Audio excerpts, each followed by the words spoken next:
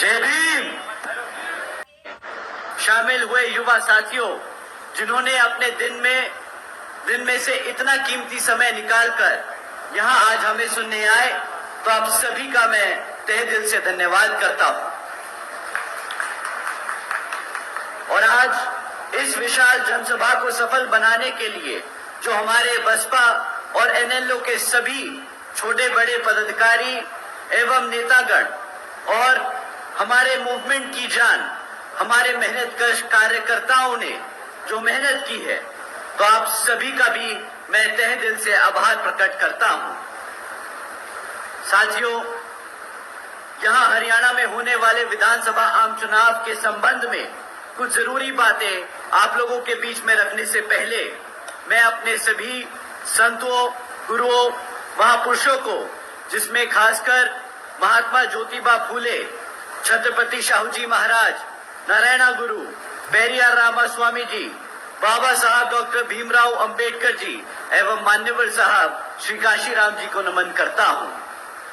साथियों, मैं बहुजन समाज पार्टी की राष्ट्रीय अध्यक्ष एवं उत्तर प्रदेश की 4 बार मुख्यमंत्री एवं पूर्व सांसद आदरणीय बहन कुमारी मायावती जी को भी बहन जी के नाम से लोकप्रिय बहन कुमारी मायावती जी को भी पूरे तहे दिल से आभार प्रकट करता हूं।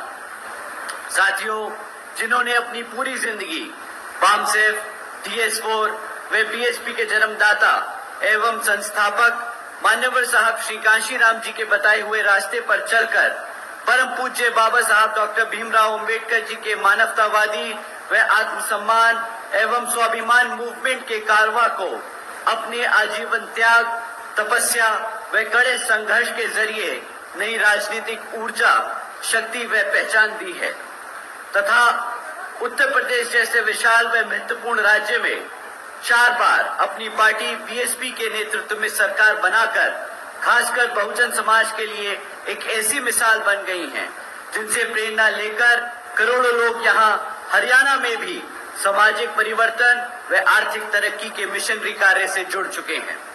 इतना ही नहीं, बल्कि मैं खुद भी उनके इस नेतृत्व से प्रभावित होकर BSP के मूवमेंट से जुड़ चुका हूं और उनके पद चिन्हों पर चलकर इस मिशनरी दायित्व, कर्तव्य व फर्ज को अपनी आखिरी सांस तक निभाने की पूरी कोशिश करता रहूंगा। साथियों, मैं हमारे alliance partner Indian National Lokdal INELO के संस्थापक व पूर्व उप प्रधानमंत्री श्री चौधरी देवीलाल जी को तहे दिल से नमन करता हूं। साथ ही साथ INLD के राष्ट्रीय अध्यक्ष श्री ओम प्रकाश चौटाला जी और आज हम सबके बीच में मौजूद NLO के महासचिव, राष्ट्रीय महासचिव और हमारे गठबंधन की ओर से हरियाणा प्रदेश के मुख्यमंत्री के उम्मीदवार श्री अभय सिंह चौटाला जी का भी मैं तहे दिल से स्वागत और आभार प्रकट करता हूं। साथियों, पिछले 10 साल में यहाँ हरियाणा में BJP की सरकार चल रही है और अब जब चुनाव सर पर है तो BJP के लोग आप लोगों के बीच में आकर आपसे आपका वोट मांगने का काम करने वाले हैं। परंतु साथियों, इस बारी आप सब लोगों को वोट डालने से पहले इनसे कुछ जरूरी मुद्दों पर सवाल करने होंगे। साथियों, मैं आप लोगों से जाति और धर्म के आधार पर सवाल करने को नहीं कहूंगा। मैं आप लोगों से कहूंगा कि आप इनसे सवाल करें शिक्षा पे, रोजगार पे और यहाँ की आसमान छूती हुई महंगाई पे। तो साथियों, आप लोगों को शिक्षा के आधार पे क्या सवाल पूछने हैं। साथियों, पिछले 10 सालों में भाजपा की सरकार के चलते हुए यहाँ सरकार ने 5000 से ज्यादा प्राइमरी स्कूलों को बंद कर दिया है। एक तरफ पढ़ने के वाले बच्चों की संख्या बढ़ती जा रही है दिन पे दिन और दूसरी तरफ ये सरकार प्राइमरी स्कूल्स बंद करती आ रही है। इतना ही नहीं साथियों, यहाँ आज 2200 सरकारी सीनियर स्कूलों में आज 2200 सरकारी सीनियर स्कूल्स में 1000 से ज्यादा स्कूलों में प्रिंसिपल्स तक नहीं है। साथियों, जब आपके बच्चों के स्कूलों में स्कूल बंद कर दिए जाएंगे और जब बचे हुए स्कूलों में पढ़ाने के लिए शिक्षक नहीं होंगे, तो आप ही बताइए कि क्या ये हमारे बच्चों के भविष्य से खिलवाड़ नहीं तो क्या है। साथियों, बीजेपी के शासन के दौरान शिक्षा के नाम पर सिर्फ आए दिन पेपर लीक की खबरें सुनने को मिलती रही हैं। साथियों, ऐसा कोई सरकारी डिपार्टमेंट नहीं बचा जिसकी भर्ती की परीक्षा के पेपर लीक ना हुए। साथियों, हकीकत तो ये है कि बीजेपी की हो या कांग्रेस की, ये दोनों ही पार्टियां हमारे बच्चों के भविष्य से खिलवाड़ करने में एक दूसरे से एक कदम आगे ही चलती आई हैं। एक ने सरकार में रहकर हमारे बच्चों के स्कूल बंद किए, तो दूसरी ने विपक्ष में बैठकर इन पर एक बार भी इस मुद्दे पर उनको घेरने का काम नहीं किया। तो आप ही बताइए साथियों कि इनमें से कोई भी पार्टी को हक है क्या सत्ता में बैठने का? आप ही बताइए, क्या हक है इन लोगों को आपके साथ सत्ता में बैठने का? तो साथियों, अब आने वाले लोकसभा चुनाव में, आने वाले विधानसभा आम चुनाव में आप लोगों को हाथी और आईने वाले चुनाव चिन्ह के सामने वाला बटन दबाकर यहाँ श्री अभय सिंह चौटाला जी को मुख्यमंत्री बनाकर अपने बच्चों के भविष्य को सुरक्षित करने का काम करना है। साथियों, एक तरफ बीजेपी और कांग्रेस की सरकार आपके बच्चों के स्कूल बंद कर रही है, तो दूसरी तरफ हमारी जिस नीतियों पे ये सरकार चलती आई है, तो दूसरी तरफ आदरणीय बहन कुमारी मायावती जी की एक दूसरी तरीके की नीति है, जिसके तहत चलकर यूपी में बीएसपी की सरकार ने सावित्रीबाई फुले बालिका आशीर्वाद योजना चलाई थी, जिसके तहत 7 लाख से ज्यादा बच्चियों को 12वीं तक की शिक्षा प्राप्त करने हेतु बहन जी ने 600 करोड़ रुपए की धनराशि इन बच्चों पे खर्ची थी।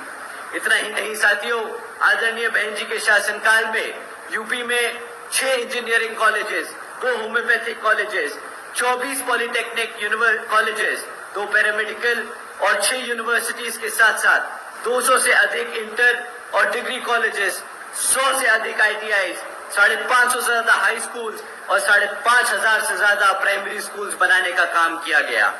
इसी तरह यहाँ पे हरियाणा में आपके बच्चों के लिए आदरणीय श्री अभय सिंह चौटाला जी भी इतनी ही ज्यादा संख्या में आपके लिए स्कूल्स और यूनिवर्सिटीज बनवाएंगे। साथियों, ये लिस्ट इतनी लंबी है कि कभी कभी सोचकर हैरत होती है कि सिर्फ 5 साल में कोई इतना काम कैसे कर सकता है।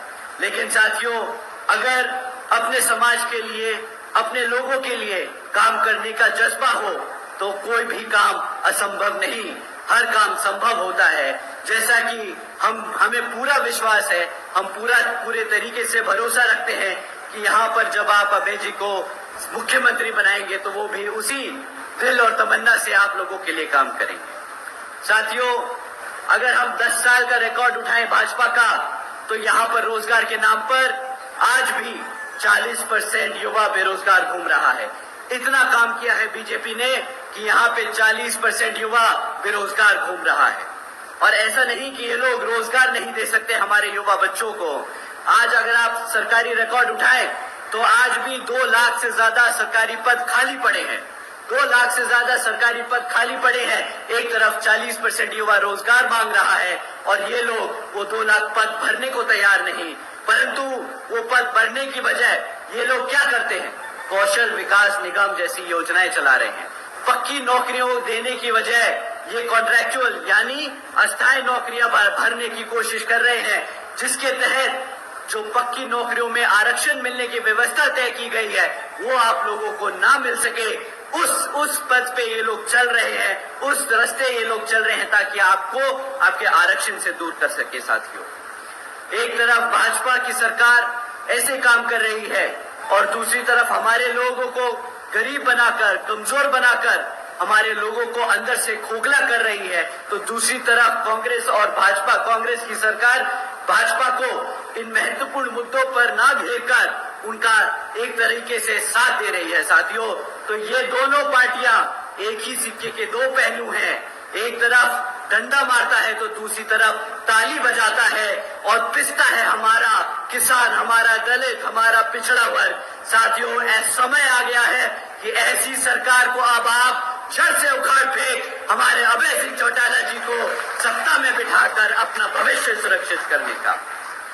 साथियों, दूसरी तरफ एक तरफ तो ये लोग हैं और दूसरी तरफ आदरणीय बहन कुमारी मायावती जी ने 5 साल में 90,000 से ज्यादा शिक्षकों को रोजगार देने का काम किया था। 1 लाख से अधिक सफाई कर्मचारियों को रोजगार देने का काम किया। 2 लाख से अधिक पुलिस फोर्स में भर्ती की और यही नहीं 30 लाख से अधिक अपर कास्ट समाज के कमजोर वर्गों के लोगों को सरकारी नौकरियों देने का काम किया।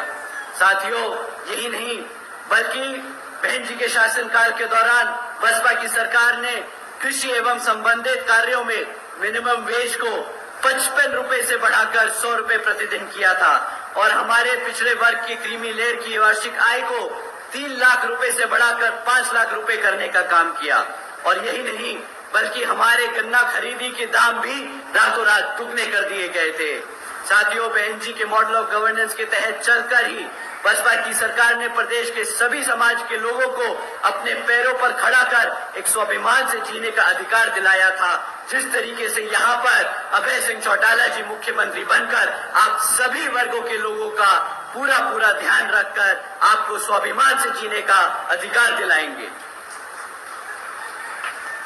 साथियों, बात महंगाई की करें तो इनकी सिर्फ एक ही स्कीम आप लोगों के सामने रखना चाहूंगा। भाजपा की सरकार के चलते हुए आज ये लोग बोलते हैं कि हमने मुफ्त में राशन देने का काम किया है। तो साथियों, आज वो कहते हैं कि वो 80 करोड़ से ज्यादा जनता को मुफ्त में राशन देने का काम करेंगे। केंद्र और हरियाणा की भाजपा सरकार बड़े चौड़कर बोलती है, अरे मित्रों, आज बीजेपी की सरकार 80 करोड़ से ज्यादा देशवासियों को मुफ्त में राशन देने का काम कर रही है। परंतु ये नहीं समझ आता इन लोगों को कि अगर 80 करोड़ से ज्यादा लोगों को आप मुफ्त में राशन देने का काम कर रहे हो तो मतलब आपने उन 80 करोड़ की जनता को गरीबी में धकेलने का काम किया है। परंतु साथियों, अगर ये लोग अपना वादा पूरा करते जो 2014 में किया था कि 2 करोड़ सालाना नौकरी देने का, तो इन्हें शायद ये मुफ्त में राशन देना नहीं पड़ता। ये तो बात दूर, मुफ्त में राशन देकर ये जो टैक्स पेयर्स का साल का 2 लाख करोड़ रुपया इस राशन पे खर्चने वाले हैं, वो भी आप लोगों की जेब से निकलने वाला है। साथियों, वो भी आपकी जेब से निकलने वाला है। एक तरफ ये लोग आपको टैक्स के माध्यम से चूसते हैं, दूसरी तरफ वो टैक्स का पैसा राशन पे उड़ाते हैं। अगर ये पैसा रोजगार जनरेट करने में करते तो साथियों, आज यहाँ पर 2 लाख पद भरने के साथ साथ ये यहाँ पर 20 लाख रोजगार भी दे सकते थे। परंतु इन्होंने वो काम कुछ नहीं किए। इन्होंने बस आप लोगों का ध्यान भटकाने के लिए मुफ्त में राशन देने का काम किया है। साथियों, इन्हीं कुछ जरूरी बातों के साथ मैं आप सभी से, इन्हीं कुछ जरूरी बातों के साथ आप सभी लोगों से मेरी व खासकर आदरणीय बहन कुमारी मायावती जी की ये विशेष अपील है कि इस विधानसभा आम चुनाव में आप सभी लोग हर मोर्चे पर सावधान रहें। आपका वोट बहुत कीमती है। आपका कोई वोट खरीद ना पाए, आपका वोट कोई लूट ना पाए, आपका वोट पढ़ने से रह ना जाए। साथियों, जाति, बिरादरी, धन बल, मंदिर, मस्जिद या किसी भी भावना आदि के नाम पर कोई स्वार्थी अपने जाल में फंसाकर आपके वोट का दुरुपयोग न कर ले, क्योंकि देश के हर महिला, पुरुष व युवा को वोट का अधिकार यहाँ परम पूज्य बाबा साहब डॉक्टर भीमराव अंबेडकर जी की अति महत्वपूर्ण देन है। साथियों, मैं आप सभी लोगों से ये खास अपील करता हूँ कि अपने यहाँ जिन जिन क्षेत्रों में बीएसपी और एनएलओ के विधानसभा उम्मीदवार चुनाव लड़ रहे हैं, तो उन्हें आप लोग वोटिंग मशीन पर बसपा का हाथी चुनाव चिन्ह और एनएलओ का चश्मा चुनाव चिन्ह के सामने वाला बटन दबाकर यहाँ पर भारी मतों से जिताकर और अभय सिंह चौटाला जी को मुख्यमंत्री बनाने का काम करें। और साथ में अब अंत में मैं अपनी बात खत्म करने से पहले आप सभी लोगों का एक बार दोबारा से दिल से धन्यवाद करता हूं कि आप सब आज यहाँ इतनी बड़ी संख्या में मौजूद हुए हमें सुनने के लिए। जय भीम, जय भारत।